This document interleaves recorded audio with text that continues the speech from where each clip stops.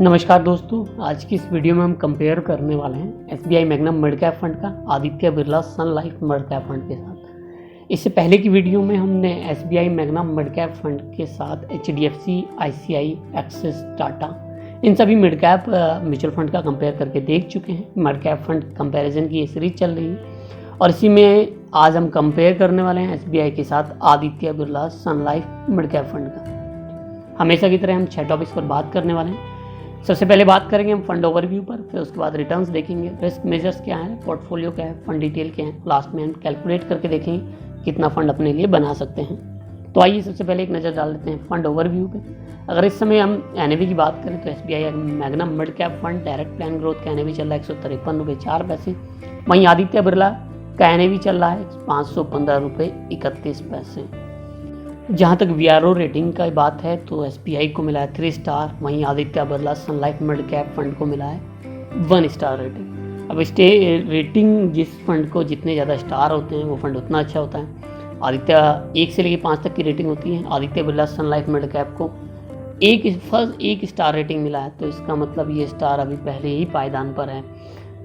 SBI के मुकाबले ये रेटिंग के मुकाबले अच्छा फंड नहीं है। कैटेगरी सब कैटेगरी दोनों की सेम है, मिड कैप इक्विटी हैं दोनों ही।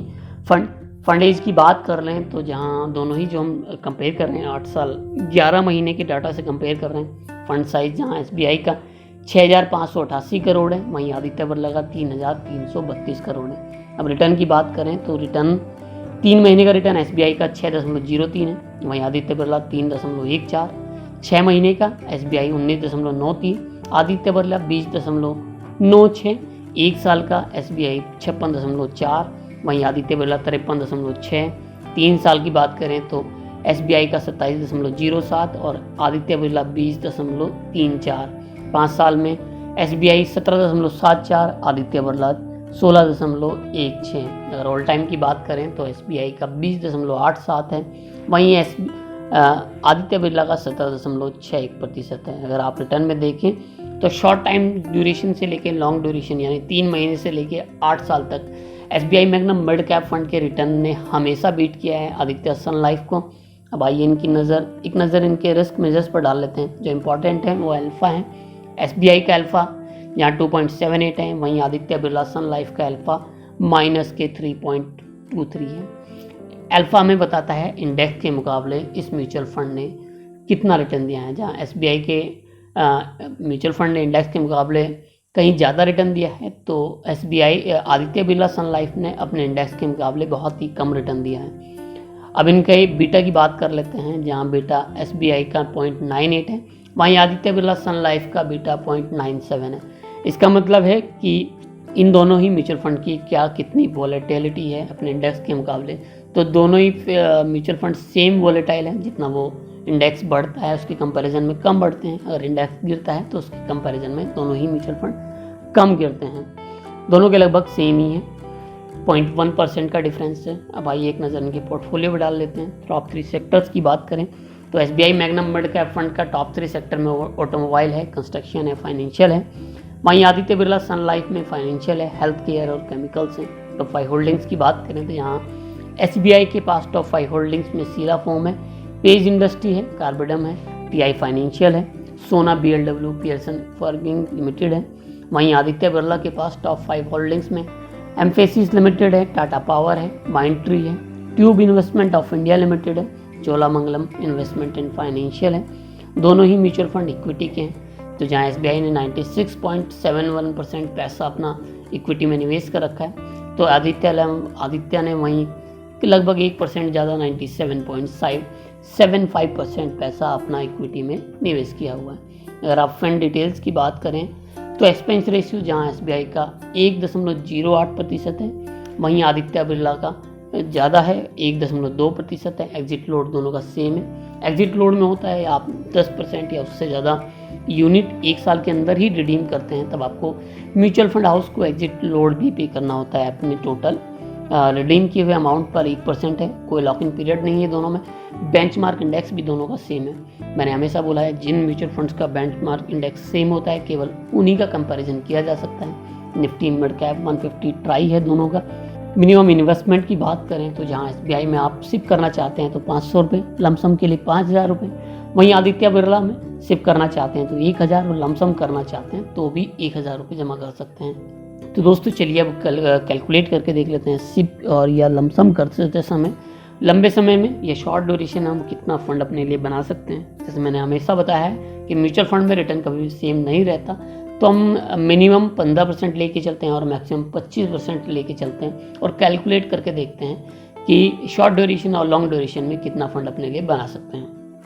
अब आइए एक बार हम 1000 रुपये पे कैलकुलेट करके देख लेते हैं। अगर रिटर्न 15% रहता है तो 10 सालों में हम जो टोटल वैल्यू होगी हमारी होगी 2,78,657 रुपये। वहीं अगर हम 15 सालों तक ये इन्वेस्टमेंट बनाए रखते हैं तो हम 6,76,863 रुपये तक बना सकते हैं।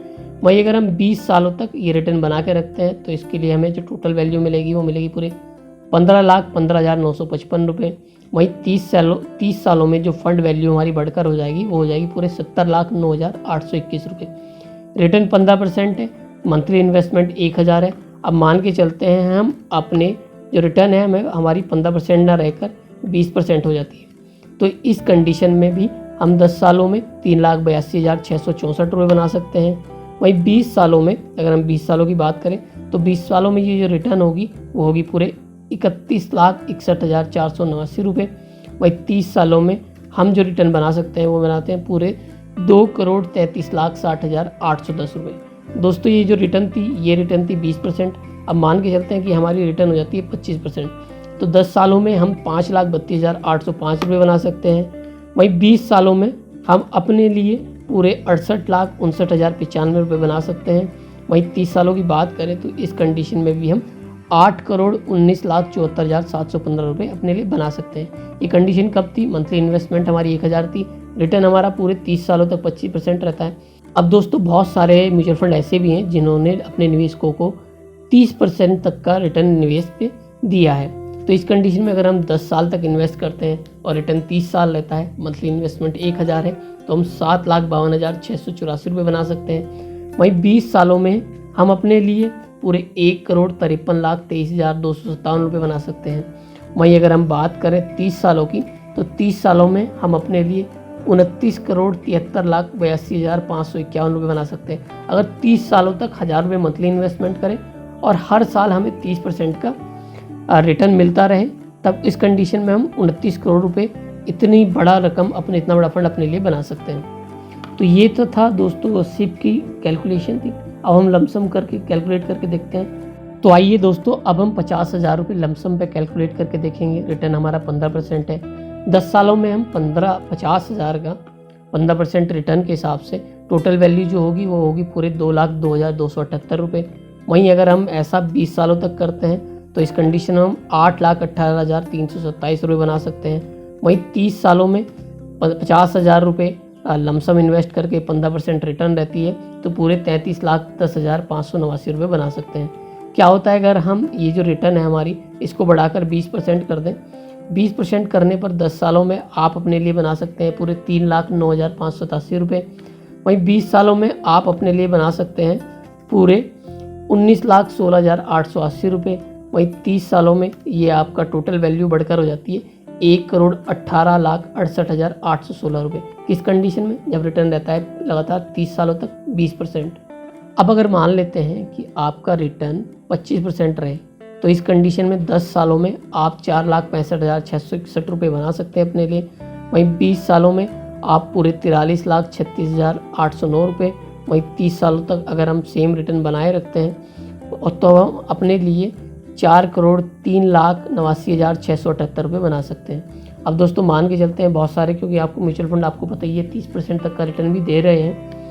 तो अगर मान लेते हैं कि 10 सालों तक हमारा म्यूचुअल फंड हमें 10 सालों तक हमारा म्यूचुअल फंड हमें 30% के रिटर्न देता है, तो इस कंडीशन में हम 6,89,292 रुपये।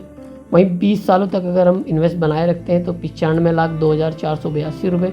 वहीं अगर हम 30 सालों तक इन्वेस्ट करके रखते हैं लमसम 50,000 रुपये, तो इस कंडीशन में भी हम 13,09,99,782 रुपये अपने बना सकते हैं। तो दोस्तों ये थी कैलकुलेशन 50,000 रुपये लमसम के साथ।